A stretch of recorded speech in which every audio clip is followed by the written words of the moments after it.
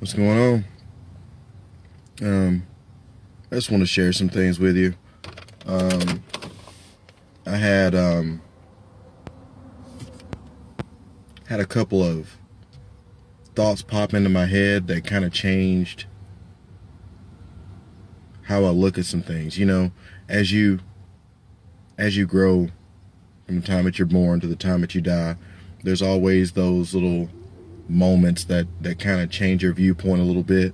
And it's nothing that this is super profound. It's just, things you don't really think about. I mean, you kind of know it already, but it's just like when you really spend time to really analyze it, it's kind of like a eureka moment. So I'm going to share my eureka moment with you. I was coming in today and I was like, dude, time really flies. I mean, it's already, you know, I mean, it's already the end of June. You know what I mean? And I was like, man, time flies, time flies. And then in that moment, I was like, that's why. I said that's why because I started thinking about the time when I was a kid. I was around 6. A summer seemed like an eternity. I'd be doing my thing, and right around the middle of the summer, back when I was a kid, it was 2 months you had off. I would go up to my mom and be like, Mom, real talk, am I 8 yet? And my mom would get so furious with me because you remember when you're a kid, you want to have the best of everything. You know what I mean? If everybody had a dog, everybody wanted Lassie. Well, if I had a dog that was me, I would think I had Stimpy off of Ren and Stimpy. That's my mom. She's swatting at me all the time. You know better than that. So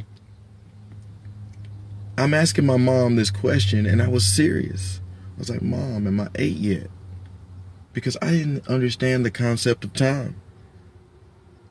When you're a kid, everything is sacred. Everything is interesting. Everything is new. And you're exploring and you're looking at a leaf with amazement. You might spend an hour doing that. I used to take my glasses off and burn a hole in dried leaves. It would take forever to do that. But it was the most interesting thing in the world to me. That was everything. That one little example was how you looked at everything. I used to draw pictures. It would take me forever to draw them. I'd turn around, I'd go exploring out in the woods. We had this chain in the back of the complex that we lived in. We would climb up that chain link fence over the barbed wire down to the riverbed, and we'd do all kinds of stuff down there, skipping rocks or whatever. Go to where the creek would go into the river. There was like this pipe that would go across it. We would walk across that. I mean, everything to us was incredible. There was a rock quarry type of thing. We would go up and climb the rock piles and slide down and get absolutely disgustingly dirty. Knowing that we were going to get in trouble when we got back, it was worth it. That consequence was worth it because this moment is more important than that preconceived negative moment in the future. You did it. I was claustrophobic, so they had all this construction stuff there. So the drainage pipes that they would put in the ground to run the creeks through, we would crawl through, and you're shoulder to shoulder. You have metal on this side, and you're crawling through. As a kid, you're facing your fear, conquering shit, exploring shit, discovering shit, observing shit. But somewhere along the way, you as in me, we decide we're better than the moment, and we denounce the moment. We complain about the moment. Oh, it's raining outside. Oh, it's sunny outside, but it's been sunny so long, now it's hot. And oh, this winter's so cold, and watching the news and oh shit, what am I going to do now? In this moment right now is sacred. If you denounce this moment, the very next moment is going to be denounced. If this moment's dysfunctional to you, how do you expect this next moment to be functional? So we spend our day, week, month, year after year after year doing that. Time flies. That moment wasn't good enough for you, so you're denouncing it, trying to make time get to that moment that's a better moment for you. I can't wait to get off work. I can't wait to get finished with this. I can't wait. So you're missing a lot. You didn't miss those moments when you were a kid. As you got older, you started missing a lot. Tonight we're going to party like it's 1999. That's what it feels like to me. Y2K. That was a decade and a half ago. Feels like maybe 2 years ago. I've wasted a lot of time.